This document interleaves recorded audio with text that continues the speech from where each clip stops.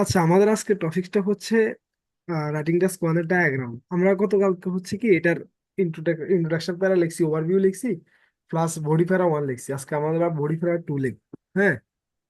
আচ্ছা, আমি শুরু করি, বডি প্যারা 2 লেখা শুরু করি। আচ্ছা, আমরা এখানে দুইটা স্টেজ পাইছি, মনে আছে দেলার ভাই? একটা স্টেজ হচ্ছে আপনার মানে প্রসেসটা আর কি। আমরা এখানে কি লিখছিলাম ওভারভিউতে? ফিউরিং ওয়াটার। আচ্ছা, আমরা যদি ফিউরিং ওয়াটার না দিই, আমরা যদি প্রসেস লিখতাম, হ্যাঁ, প্রসেসও কিন্তু লিখতে পারতাম না? আবার স্টোরেজ লিখতে পারতাম। আমরা ওই যে আমরা জাস্ট জিরান দিয়ে লিখছিলাম আর কি। আর বডি ফেরা ওয়ান লিখছিলাম। আমরা কি কি দেখতে পারতেছি, যেমন ধরেন in the first stage the water is put on the jar. হ্যাঁ। আচ্ছা, আটকায় গেলে লাস্ট ক্লাসটা দেখেন আবার। আচ্ছা, আমি বডি ফেরা 2 শুরু করি। বডি ফেরা 2 শুরু করুন। আমরা ধরেন এটা শুরু করছি ইন দ্য ফার্স্ট স্টেজ। হ্যাঁ, এটা ধরুন প্রথম প্যারা। আমরা শুরু করতে পারি কি দিয়া বলেন তো ভাই একটা? যেহেতু এখানে দুইটা স্টেজ, তো আমরা লিখতে পারি ইন স্টেজ 2। এটা লেখা যায় না? লেখা যায়। বা আপনি যদি এটা লেখেন, যেহেতু এখানে দুইটা স্টেজ, একটা হচ্ছে ফার্স্ট, আপনি এখানে যদি লেখেন ইন লাস্ট স্টেজ, সমস্যা আছে? না, না।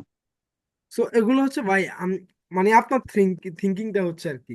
আপনি মাথা 10টা স্যাম্পল আনসার করেন, লেখা শুরু করেন, তখন আপনি নিজে বুঝবেন মানে কি করতে হবে। আচ্ছা, আমরা এখানে কি দেখতে পাইতেছি স্টেজ 2 তে? এই যে এটা তো প্রসেস হয়ে ওয়াটারটা এখানে জমা হয়েছে। আমরা স্টেজ 2 তে দেখতেছি কি একটা পাইপ দ্বারা এটা ওই মানে ওই যে একটা জারের মধ্যে যাইতেছে, এটা না? মানে একটা পাইপ দিয়া। হ্যাঁ। হ্যাঁ, এটাকে আমরা ইংলিশে কিভাবে লিখব? আমরা যদি লিখি ধরুন হ্যাঁ। Water is pumped by a metal pipe, এটা লিখতে পারি? ওটা বা ফিলিং লিখতে পারি।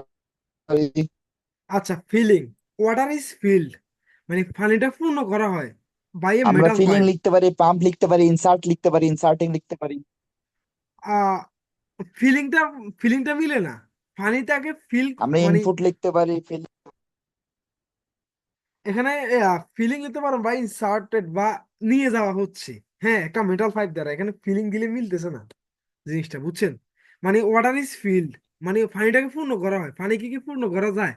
মানে যেহেতু আমরা প্যাসিভ ভয়েসে লিখতেছি, এটা একটু মানে চিন্তা করবেন। মানে জিনিসটা হচ্ছে ওয়াটার ইজ ফিল্ড, পানিকে কি পূর্ণ করা যায়, নাকি পানিকে পূর্ণ করে অন্য জিনিসে নিয়ে যাওয়া হয়? জিনিসটা এমন না? হ্যাঁ, সো এখানে আমরা লিখতে পারি কি ওয়াটার ইজ পাম্পড, বা নিয়ে যাওয়া হচ্ছে। নিয়ে যাওয়া হচ্ছে কি দেওয়া যায়, যেমন ধরুন ওয়াটার ইজ রান বা আচ্ছা, আমি এখন মনে আসতেছে না, আমি এটাই লিখি। যেমন ধরুন ওয়াটার ইজ পাম্পড। হ্যাঁ। আপনার আরো ভালো হ্যাঁ। ভোকাপ মনে আসতেই পারে। হ্যাঁ, আমার থেকে আপনার ভোকাপ লেভেল আরো ভালো হইতেই পারে। আমার এখন মনে আসতেছে না, আপনার একদম ভালো মনে নাও আসতে পারে। সো এগুলো হচ্ছে নিজের কাছে। হ্যাঁ, আপনার ওই আপনি ফার্ম থেকে আরো 1000 গুণ ভালো ওয়ার্ড ইউজ করতে পারবেন। বাট আমার এখন মনে আসতেছে না। আমার হ্যাঁ। সো আমি এটা ফার্ম দিয়ে লিখি। সো আবার এটা মনে রাখবেন, আপনি এখানে আবে তবে ওয়ার্ড ইউজ করা যাবে না। আপনি নর্মাল ওয়ার্ড লেখেন, এই ফার্ম লেখেন, কিন্তু মানে একদম হাই 9 লেভেলের ভোকাব দিয়ে এমন কিছু দিন না যেটা মানে ওয়ার্ডের সাথে মিলতেছে না। হ্যাঁ, কম্প্রিহেনশনে আপনার সমস্যা হইতেছে, বুঝছেন? Farm hmm. বাই আচ্ছা, এটা একটা পাইপ। সো এটা প্লাস্টিকের হইতে পারে, লোহারও হইতে পারে। সো আমরা প্লাস্টিকের পাইপ দিব না, আয়রন পাইপও দিব না, আমরা দিব মেটাল পাইপ। এটা দিতে পারি না? হ্যাঁ, পারি। আপনি তো মানে একটা দিয়ে দিতে পারেন, এটা লোহার পাইপ বা প্লাস্টিকের পাইপ, আমরা জাস্ট মেটাল পাইপ দিয়ে দিছি। আচ্ছা। আহ এবার এটা কোথায় নিয়ে গেছে? এটাকে আমরা কি বলতে পারি? এটাকে আমরা জার বলবো? সো আমরা এটাকে যেহেতু জার বলছি, আমরা এটাকে ট্যাঙ্ক বলতে পারি না? একটা ওয়াটার ট্যাঙ্ক। হ্যাঁ, বা metal pipe to another jar, আমরা যদি আলাদা আলাদা জার লিখতে পারি না? হ্যাঁ।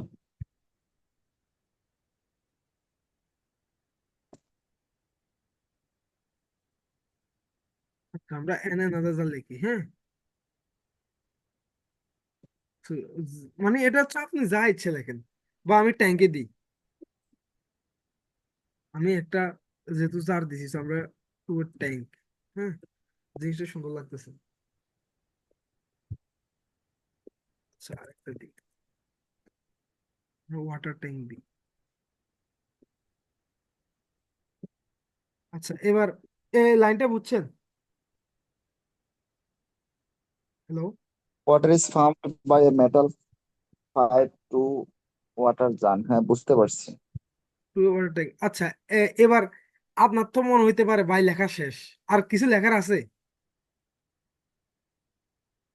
এই স্টেজে? বলেন তো কি লেখা আছে আপনার, আইকিউটা আমি দেখি। আমরা মানে এই প্যারাতে আর কি লেখা যায় বলেন তো। In addition, the water is the clean water or pure water is stores storage here. না, এটা তো আমরা বলেই দিছি যে এখানে ওয়াটারটা স্টোরেজ হইতেছে। আমরা এটা লিখতে পারি, এটা লাস্ট। আমরা আরেকটা জিনিস দেওয়া যায় কিনা, আপনার সেন্সটা একটু দেখেন। আমরা বলতে পারি না এ ফাইভটা। যে এখানে পরবর্তী ব্যবহারের জন্য এখানে হচ্ছে ইয়াটা পানিটা জমা হচ্ছে এমন। আচ্ছা, আমরা আমার থিঙ্কিংটা শুনেন। হ্যাঁ, আমি আপনাদের শুনতেছি। আমরা এটা বলতে পারি না এ ফাইভটা, মানে এই যে যার ট্যাঙ্কটার একদম উপরের সাইডের সাথে লাগানো আছে।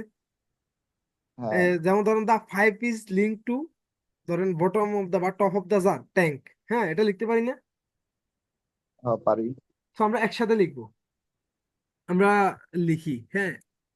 আহ অনেক ওয়ার্ড লিখতে পারবো, আপনারটা পরে নাও শুনলাম। দা ফাইভ ইজ লিঙ্কড, হ্যাঁ।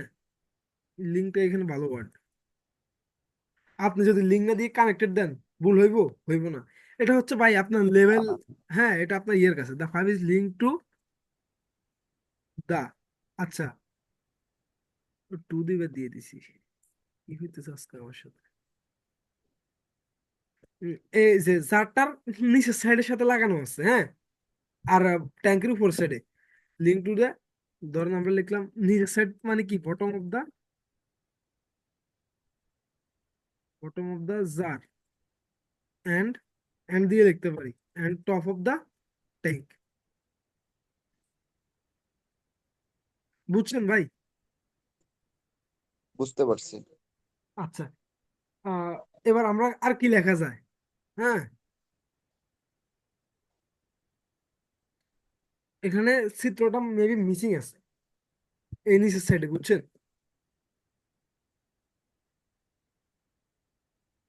হ্যালো, বুঝতেছেন? হ্যাঁ হ্যাঁ বুঝছি। এখানে চিত্র মিসিং আছে, এখানে মেবি একটা ইয়ে হবে। কি বলে জানি। আচ্ছা, আমরা তাহলে এটা বাদ দিই, যেহেতু এটা নাই। আচ্ছা, আহ আর কি লেখা যায় বলেন।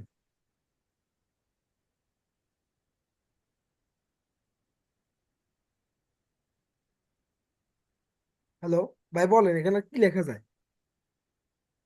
আমার মাথায় কিছু খেলতেছে না, আমি ঠিক বুঝতে পারতেছি না এখানে কি লেখা যায় আর। আচ্ছা, এবার আমি বলি। আমরা লেখা শেষ, এখন লেখার কিছু নাই, আপনি চুরি করবেন। আচ্ছা, আমরা এখানে লিখতে পারি না যে ফিউর অর্ডার গুলো এখানে আসি জমা হইতেছে, ওই যে একটু আগে বলছিলেন যে এই যে। হ্যাঁ হ্যাঁ, তো আমরা লিখতে পারি কি, মানে এখন কি করুন রে, আপনি কি লাইন লিখে চলে আসবেন? এখন কিছু তো লিখতে হবে, যেন একটা যাতে দুইটা বডি প্যারা সামঞ্জস্য হয়। হ্যাঁ, এই যে এটা কেন ব্যবহার হইতেছে? ক্লিন ওয়াটার রাখার জন্য না? হ্যাঁ হ্যাঁ।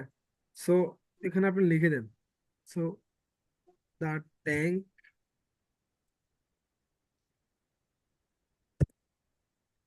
ইজ ব্যবহার করা হয়, সো এখানে ইউজ টু তো হবে নাকি? হ্যাঁ ইউজ টু এখানে মানে ক্লিন ওয়াটারটাকে জমা রাখা হয়, so use to storage the clean water. ভাই বুঝছেন? বুঝছি। আচ্ছা, এই যে এবার বলেন, মানে এই লাইনটা আমি কিভাবে চিন্তা করছি, এভাবে চিন্তা করতে পারবেন তো ভাই? এটা তো ঘুরাই ফিরে একই কথা হলো, এটা তো আমরা আগে বলছি। হ্যাঁ। ভাই আমার কথা হচ্ছে, ভাই আমি আপনারা শিখাবো না যে কিভাবে রাইটিং এ 9 পাইতেন। আমি আপনাকে দেখাইতেছি যে কিভাবে ভাই বিদেশ যাবেন। সোজা কথা হচ্ছে, আমার কথা হচ্ছে এটা। এখন এগুলো হচ্ছে ভাই, আপনি এভাবে চিন্তা করে লিখলে আপনি জীবনও 99 পাবেন না। আমি আপনাকে বলতেছি।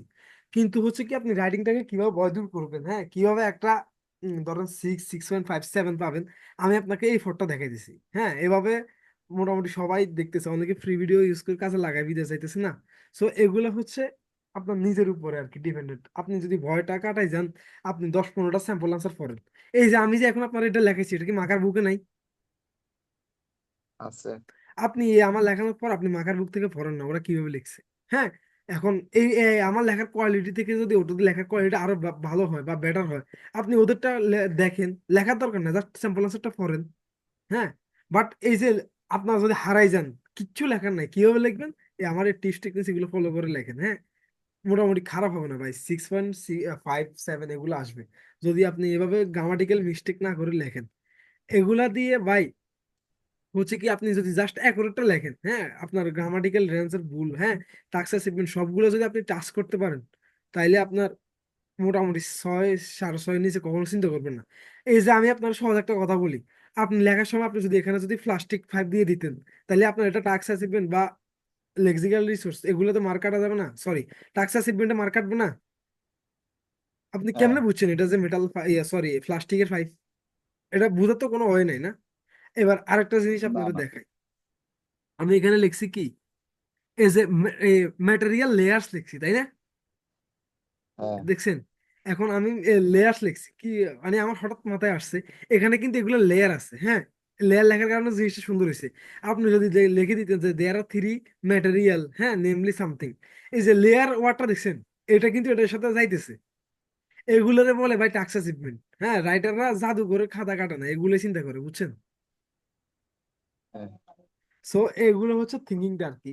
এখন যদি এখানে আমরা যদি অন্য কিছু দেখতাম, ওই যে আপনি যে বলছিলেন না ডিস্ট্রিবিউটিং, আমরা লিখে দিতাম এখানে আরেকটা লাইন লিখতাম, the tank is used for distributing the, ধরুন পার্সন বা যদি এখানে অন্য কিছু দেখতাম আমরা লিখে দিতাম যে এই ট্যাঙ্কটা ইউজ হইতেছে মানুষদেরকে পানি বিলাই দেওয়ার জন্য বা মানুষের ইউজ করার জন্য, এটা লিখতাম না। সো আমরা দেখতেছি না এখানে, হ্যাঁ। কিছু করার নাই। সো এভাবে চিন্তা করবেন। হ্যাঁ, অ্যাডভান্স, হ্যাঁ, এক্সট্রিম লেভেলে কিছু চিন্তা করার দরকার নেই। আহ, আর ডায়াগ্রাম নিয়ে কি মানে ভয় আর পাইবেন? এই যে দেখেন আমি ওভারভিউটা কিভাবে লিখছি, আমি আবার বলতেছি ভাই, এই ওভারভিউটা নিয়ে যদি আপনি যদি প্যারা না পড়েন, আমার নাম উল্টে রাখেন। এই ডায়াগ্রামে ওভারভিউ লেখা খুব টাফ, বুঝছেন? তা বার শার্ট লাইন শার্ট আপনি লিখতেছেন একটা ইনক্রিজ, হ্যাঁ, একটা কমতেছে, একটা বাড়তেছে, হোয়ারাস, হ্যাঁ, দিয়া মাঝখানে হোয়ারাস দিয়ে লিখতেছেন, এরপরে লিখতেছেন ফার্দার, এটা বাড়তেছে। কিন্তু এই ডায়াগ্রামে এগুলা খুঁজে বের করা, লেখা খুব টাফ, বুঝছেন? আগে বুঝছি। গেলে ওভারভিউটা, এই লাস্ট ক্লাসটা আবার দেখেন। আচ্ছা বলেন, রাইটিং নিয়ে আর কি কি সমস্যা বা কি কি কোশ্চেন আছে বলুন। প্র্যাকটিস করা লাগবে আর কি, কোশ্চেন রাইজ হলে আবার তোমার প্রশ্ন করা লাগবে। ওইটা আর কি। এমনি রাইটিং নিয়ে আর কিছু জানার আছে মানে? না, এখন আপাতত আর কিছু জানা নাই রাইটিং মানে। প্র্যাকটিসে বসি আবার, দেখি কোথায় কোথায় সমস্যা। আচ্ছা, বুঝছি। সো ম্যাথ, ম্যাথ নিয়ে কোনো সমস্যা আছে বা ম্যাথ কি লিখছেন কখনো? হ্যাঁ, ম্যাথ তো দুটা করছি। ম্যাথ করছেন? আচ্ছা, আমি কি ম্যাথের একটা ক্লাস নিব আবার? নিতে পারো। আমার মনে হয় সবগুলো যেহেতু নিতেছি, একটা ম্যাথের ক্লাস একটা নিয়ে নিই, ওদেরও হেল্প হলো, আপনিও ঢুকলেন। ম্যাথ আমার আপাতত দরকার নেই, আমার অন্যগুলাতে যদি সমস্যা হয় আমার অন্যগুলো নিয়ে সলভ করা দরকার, ঠিক আছে? আমি দেখি এখন দুইটা ডায়াগ্রাম নিয়ে বসবো, হ্যাঁ, দুইটা ডায়াগ্রাম সলভ করি। আপনারা আজকে একটা কথা ঠিক বলি, আছে, আমার আমার তোমার গুরু বলছিল, বুঝছেন? তোমার গুরুরে, এই লেখাটা একটু আমার পাঠাও তো। এই লেখাটা কপি করে আমার একটু হোয়াটসঅ্যাপ পাঠাও, আমি ম্যাপ দুইটা সলভে বসি। আচ্ছা আমি পাঠিয়ে দিছি। আপনারা আরেকটা কথা বলি, আমার গুরু আছে না, গুরু গুরু হুম। গুরুরে গুরু গুরুর গুরুরে জিজ্ঞেস করছিল যে, গুরু, আমার যদি ম্যাপ না আসে তাই, আর সরি, যদি লাইন চার্ট না আসে তাহলে কি আসবো? বলছে যে ডায়াগ্রাম আসবো। সো এটা দ্বারা কি বুঝছি আমরা, আমার গুরু আবার আমার এটা বলছে। সো এটা মাথায় রাখবেন, এই যে লাইন চার্ট সব থেকে বেশি আসে, লাইন চার্ট না আসলে ডায়াগ্রাম আসবে, মানে বুঝছেন? হ্যাঁ। মানে লাইন চার্ট আসেই, মানে মোস্ট অফ দ্য টাইম আপনার লাইন চার্ট আসে। সো লাইন চার্টে বেশি ফোকাস করেন, আর ডায়াগ্রামে একটু বেশি ফোকাস দিন। ডায়াগ্রাম যদি কম আসে বাট লাইন চার্টটা বেশি আসে, সো লাইন চার্টে একটু বেশি ফোকাস দিন। আচ্ছা, আর কিছু বলার আছে? আপাতত না, আমি প্র্যাকটিস করে লেখার একটা আমার দাও। আচ্ছা, ওকে।